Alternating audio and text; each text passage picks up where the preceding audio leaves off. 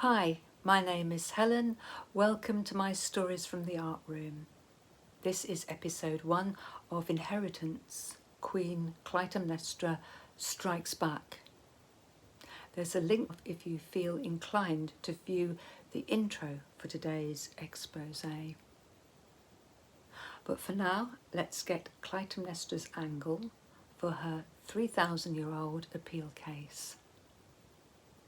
First, I would like to examine the attitudes and aspirations that built a girl like Clytemnestra, if I might use a term coined by Caitlin Moran. To do that, I need to mention a documentary I saw some years ago about the founding of Morehouse, a university created for African American men just after the American Civil War. This documentary examined how an ethos, attitudes and aspirations might be instilled during a college education, and then the characteristic spirit that was then formulated for Morehouse. One source of inspiration was Harrow, the alma mater of Winston Churchill. We now know Winston had feet of clay, like most of us. Nonetheless, it is undeniable that during a grim and terrifying period of history, he successfully held his nerve to lead Britain and her allies. So what gave Clytemnestra her self-belief and drive? Well, as a Spartan aristocrat, she most likely had the gene for tawny, red or blonde hair, and so stood out in a population with dark hair. Right from a toddler, she would have been constantly told her burnished, golden beauty made her special and lent her karkis, which is the root word for charisma.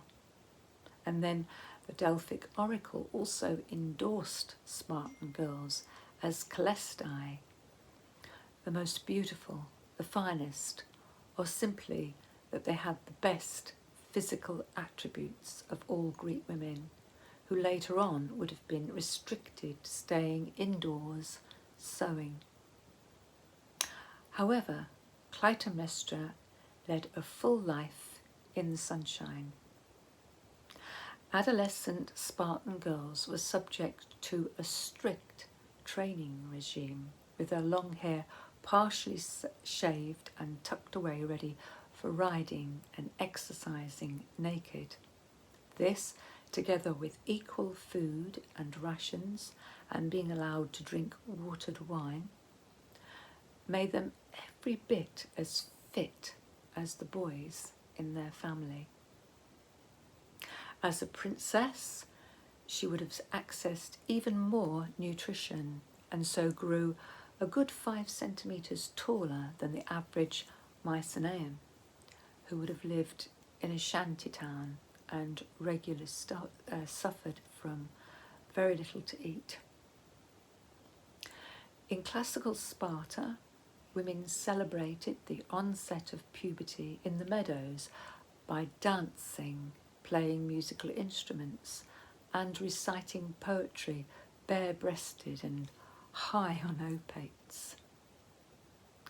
Dressed in essentially the same style from her great-grandma's time, Clytemnestra's skirts and cloaks would have been made from heavy wool, dyed in rich colours and impregnated with olive oil to give them a sheen to make her illustrious. You've been able to hear her coming, with her clothes tinkling with golden discs, her chunky ankle bracelets of semi-precious stones like amber, carnelian, red jasper, lapis lazuli, clinking along with her ivory earrings. Just before Clytemnestra came into view, your senses would have been hit by the scent of her skin, which would have been massaged with aromatic oils. Then your eyes could not fail to notice the stretched linen wafting transparent over her plunging décolleté. We talk about face creams today having luminescence, while it all dates from these queens.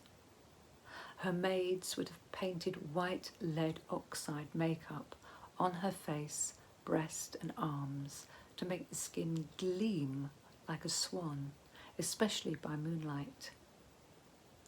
They decorate her cheeks with sun symbols, rim her ears with red and kohl her eyes to make them smoky. The overall effect would have been dazzling and overwhelming. The wealth of a princess like Clytemnestra, together with other high-born women and girls, would have come from their production of saffron, a lucrative crop. They used it as a dye in the embroideries they made, which, together with other finely woven cloth, would have been used as gifts in political negotiations, and it's a pity such works of art are now lost to us. Also, the saffron flower was prized to relieve pain and is still used as a food flavouring. Her palace would have been furnished with all the riches available in the Bronze Age through sea trade. The walls coated with lime plaster and blazoned with decorated patterns in blue, yellow ochre and deep salmon pink. Some of the floors would have been technicolor, decorated with paint or fitted cut stones in geometric patterns. The columns as high as 3 men supported the roof and provided a colonnade through which Clytemnestra could process.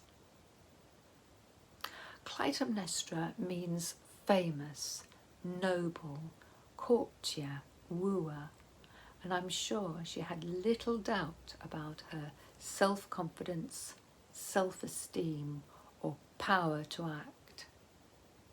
In fact, as I mentioned in my intro, recently the historian Mary Beard was on BBC Radio 4's Woman's Hour talking about Clytemnestra and agreed that if you were to imagine 2 football teams, one with all of Shakespeare's powerful women captained by Lady Macbeth, opposing the ladies of ancient Greece led by Clytemnestra, it's pretty clear who'd win.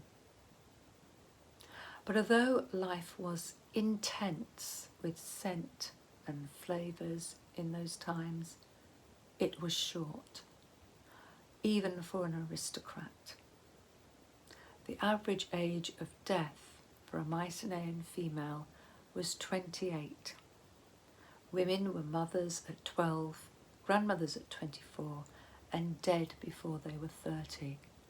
And the particular intensity of Clytemnestra's life echoes down through time and is a marker of seismic change, which is what we're going to investigate next.